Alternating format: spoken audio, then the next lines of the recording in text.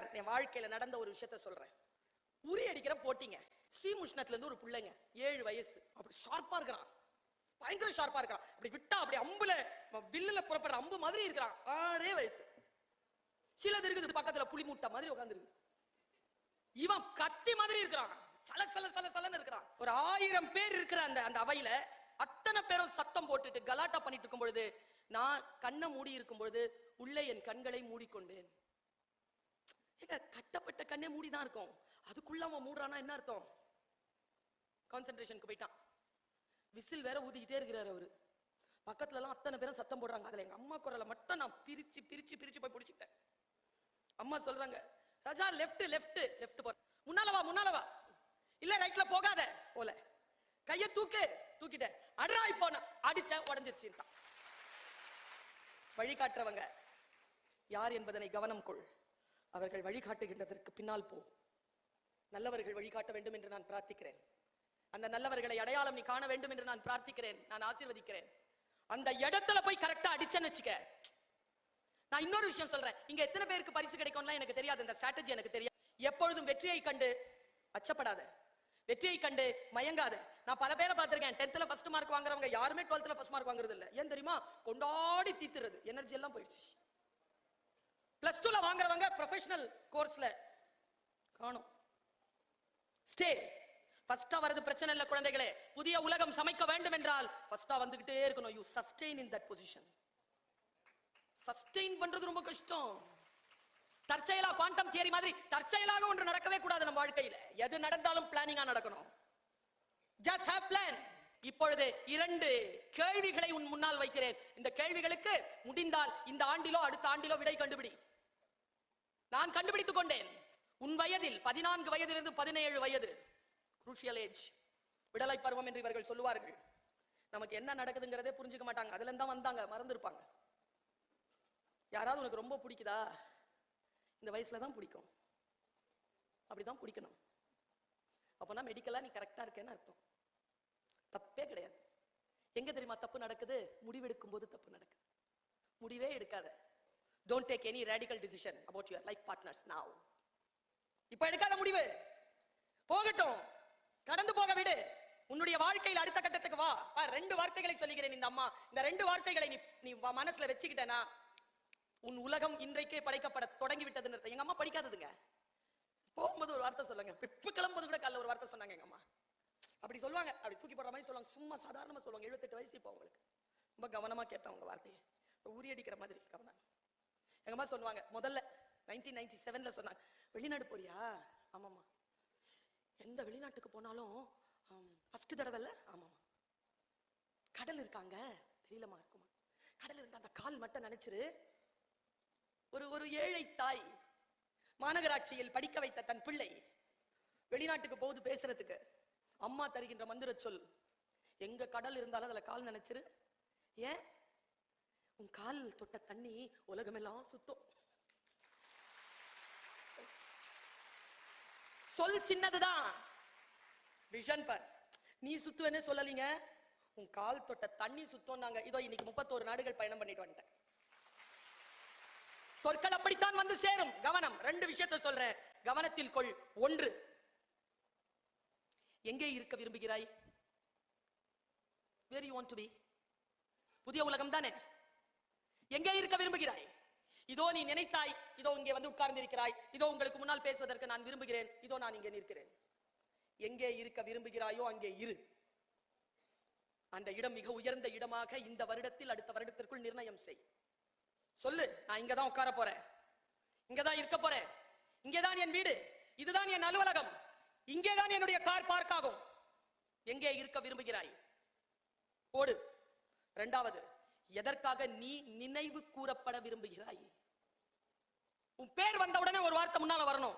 எதற்காக? இப்ப பர்வீன் சுல்தானா பேச்சு, எதற்காக நினைவுபடுத்தப்பட விரும்புகிறாய்? இந்த 2 வார்த்தைக்கும் தேடிடு, பதில் தேடிடு. புதிய உலகம் படைக்க வேண்டும் என்றால் நான் சொல்லுகின்ற இந்த 2 கேள்விகளையும் எழுதி வைத்துக் கொண்டு பதில் தேடி மற்றவர்களுக்கு சொல்லாத, செயல்படுத்து. சிம்பிளா ஒரு கொஸ்டின் கேட்கிறேன். 50 பேர் ஓடிட்டு இருக்கீங்க, எல்லாரும் பதில் சொல்லணும். 50 பேர் ஓடிட்டு இருக்கீங்க, இண்டிவிஜுவல் கொஸ்டின். 50 பேர் ஓடிட்டு இருக்கீங்க, 2வது ஆளை தாண்டிட்டீங்க. இப்ப உங்க பொசிஷன் என்ன? டக்குன்னு சொல்லணும். ஃபர்ஸ்ட்னு சொன்னதெல்லாம் ஃபெயில். உனக்கு முன்னால இன்னொன்னு ஓடிட்டு இருக்கல, ரெண்டாவது ஆள தானே தாண்டி இருக்க. Stay alert. கொஸ்டின் உள்வாங்க. கடைசி ஆளை தாண்டிட்ட, இப்போ உங்க பொசிஷன் என்ன? டக்குன்னு சொல்லு. அலர்ட்டா இருந்து கொஸ்டின் வாங்கி டக்குன்னு சொல்லணும். 49 சொன்னதெல்லாம் ஃபெயில். கடைசி ஆளை எப்படி தாண்ட முடியும்? Question is wrong. கடைசி ஆளை தாண்ட முடியாது தானப்பா. Stay alert. ஏதோ எழுதுகிறார்கள், அதை அப்படியே சொல்றது இல்ல. ஒண்ணும் இல்ல, இடைக்கழி நாடுன்னு சொல்லிட்டு ஒரு இடத்தை பார்த்த, இடைக்கழின்னு ஒரு இடத்தை பார்த்த உடனே அடடா சிறுபான்மைப்படை எழுதிய நல்லூர் நத்தத்தனார் வாழ்ந்த நாடு இல்ல இடைக்கழி நாடுன்னு வருது மனசுல. எங்கோ படித்தது எங்கோ வர வேண்டும். நல்லா தெரிஞ்சுக்கோங்க, உலகத்திலேயே மிகப்பெரிய சாபம் என்ன தெரியுமா? கற்றது தேவைப்படுகின்ற பொழுது மறந்து போவதுதான். படிக்கிறது என்னது? It's a discipline. டிசிப்ளின்னா என்ன குழந்தைகளே? டிசைபிள்ல இருந்து வந்ததுதான் டிசிப்ளின். சீடரில் இருந்து வந்ததுதான் படிப்பு. ஒழுக்கம். டிசிப்ளினா ஒழுக்கம்னு யாராவது சொன்னீங்கன்னா இன்னைக்கு நான் அர்த்தத்தை மாத்தி சொல்றேன். டிசிப்ளினா கற்றல், லேர்னிங். நீ எதை கற்கிறாய் அதுதான் உன் டிசிப்ளின். கற்றது நிற்கத்தகதான். கற்றது நிற்கணும்.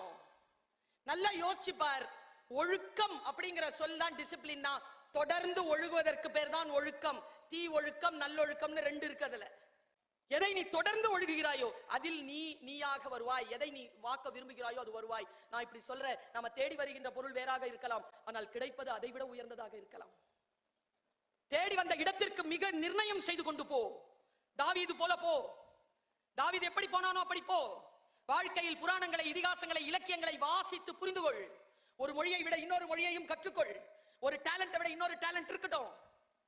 இதுக்கெல்லாம் உனக்கு வாழ்க்கையில் 5 வருஷம் 6 வருஷம் பத்தாது. Stay alert. இத பயன்பாட்டை குறைத்துக் கொண்டால் நிறைய விஷயங்களை படிக்கலாம். நான் குறைச்சுக்கிட்டேங்க. என்ன நானே சவுக்கால் அடிச்சுக்கிறேன். இதுல தெரியுமா உனக்கு?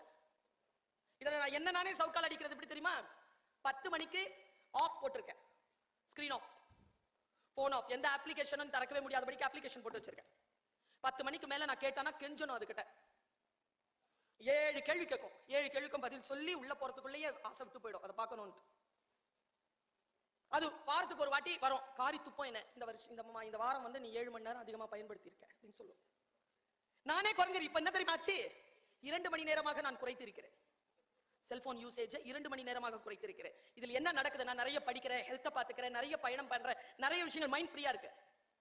யாரோ ஒருவர் சொல்வதை, யாரோ ஒருவர் கேட்பதை நான் கேட்பதில்லை, நான் பார்ப்பதில்லை, நான் தேர்ந்தெடுக்கிறேன். இது ரொம்ப அபாயகரமானது, துன்பத்தை தரக்கூடியது. நான் சொல்லுகிறேன்.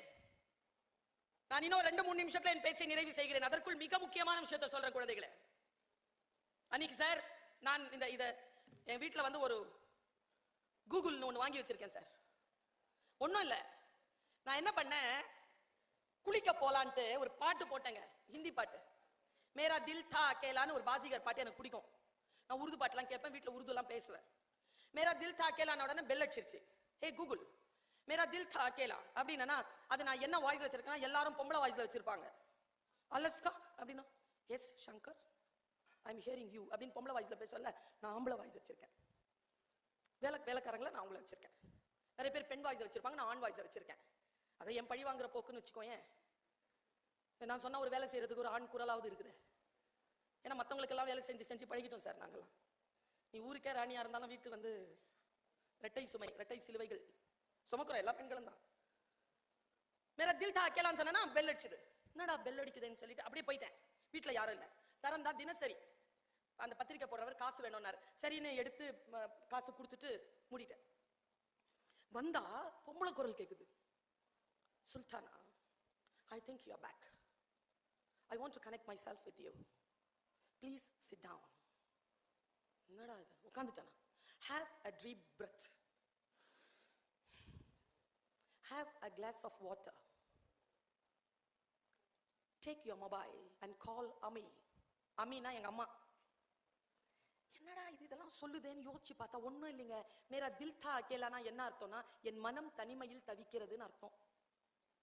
அது பாட்டுன்னு சொல்லிட்டு நான் நிறுத்திட்டேன்னா அது நான் டிப்ரெஷன்ல இருக்கிறேன், ஏதாவது பண்ணிக்க போறேன்னு சொல்லிட்டு எனக்கு வந்து கவுன்சிலிங் கொடுக்குது.